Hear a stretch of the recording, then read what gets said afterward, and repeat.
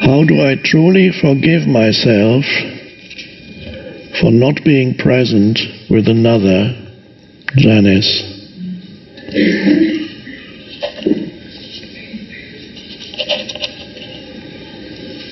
Well, I assume the question refers to something that happened in the past, not in the present, because if the other is here with you now, then there's nothing to forgive, you just be present. So it must be something that you were not present with someone in the past because there was not enough presence in you. You cannot manifest any behavior beyond your level of consciousness.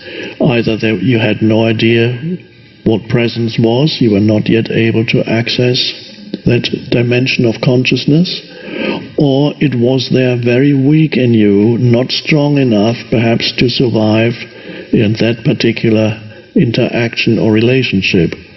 Some parents have that feeling also because when they look back upon how they brought up their children, they cannot believe how unconscious they were as parents.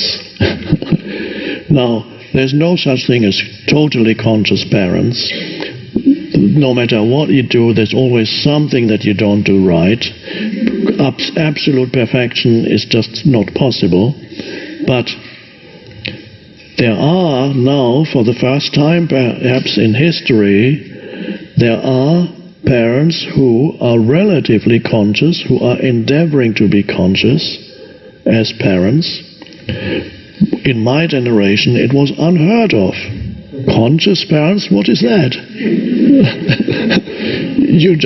The parents brought you up in the same way that they were brought up, in the same way that was sanctioned by the surrounding culture. That's how you were brought up.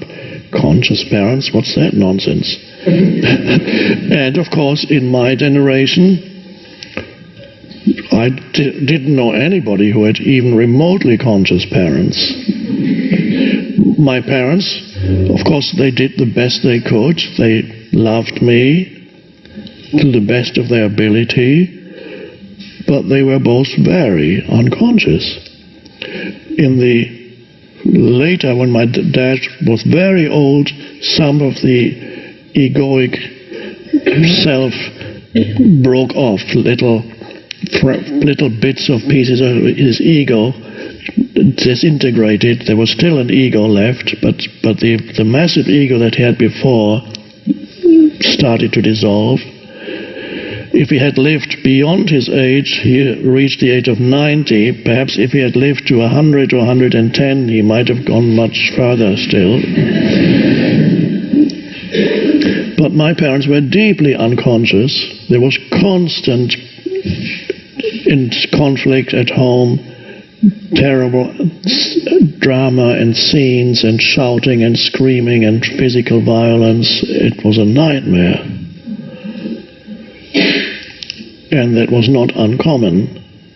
Of course, even nowadays there are children, still many, who have to endure that, still many, but there are conscious parents, and I have met children who were born into a conscious family, and that's a wonderful thing. It's a new thing. So,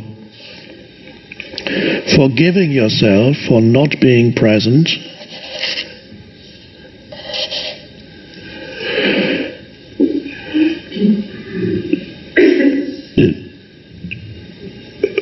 there's always a tendency of the ego to identify with certain conditions. So the ego identifies with the condition of unconsciousness and says, that was me, and I was wrong. I should have been conscious at the time. But you were not. You couldn't have been more conscious at the time than you were at the time. So there comes you forgive yourself by realizing that nobody can act beyond their level of consciousness, and whatever you did in the past was an expression of, on your personal level, of the evolutionary state of yourself, and on a collective level, you manifest the evolutionary state of humanity until you begin to awaken, and then you become a forerunner. at the forefront, spearheading the growth of consciousness.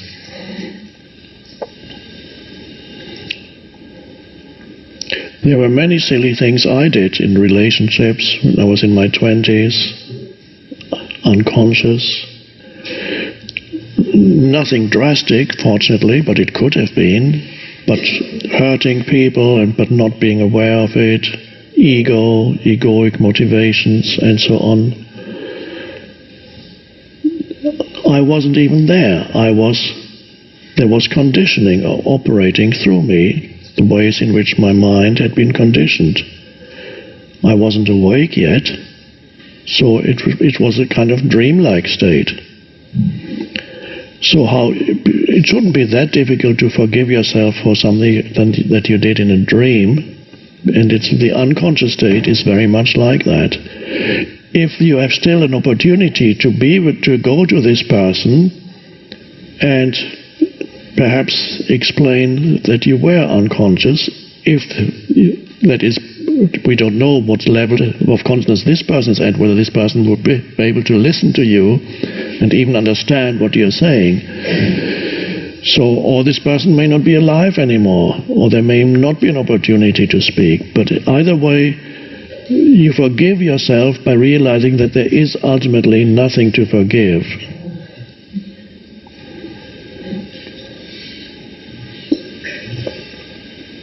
And that even applies to another person, because if forgiving goes both ways, sometimes you have to forgive yourself, but you also have to forgive somebody else.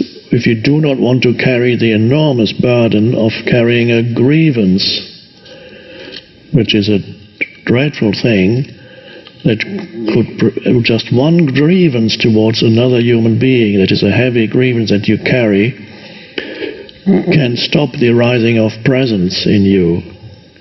So letting go of grievances is vital. And again, it's whatever somebody else did to you, they acted out of their level of unconsciousness. So then rather than make it into an identity, somebody does something that's unconscious to you, and then you transform it mentally into that person's identity, that makes it almost impossible to forgive. In ordinary human interaction, it is very important to overlook things that humans do, because every human being that you come into contact with will manifest, even if they are awakening, they are in the awakening process, they will still manifest occasionally areas of unconsciousness.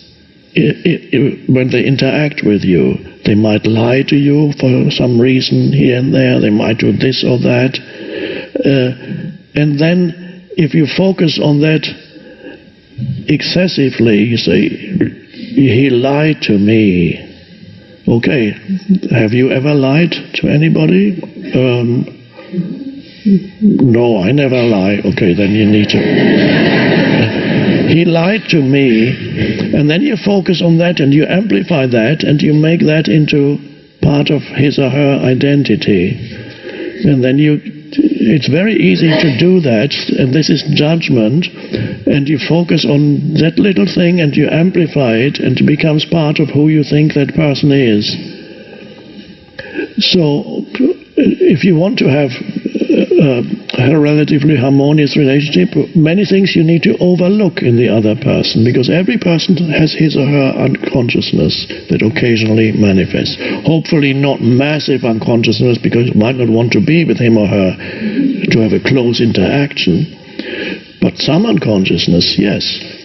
Some insensitivity may arise here and there, so they may say or do something that is selfish, or that they may have a very one-sided perspective of something. They may misperceive you, they may misperceive your motivation, you misperceive their motivation, all kinds of things. So to forgive in a present situation means to overlook.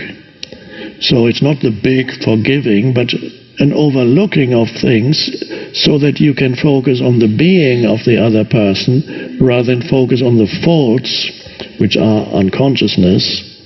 So the same applies to human beings. If you see a fault, don't dwell on it, as applies to you if you're looking for a home in California. If you see a fault, don't dwell on it.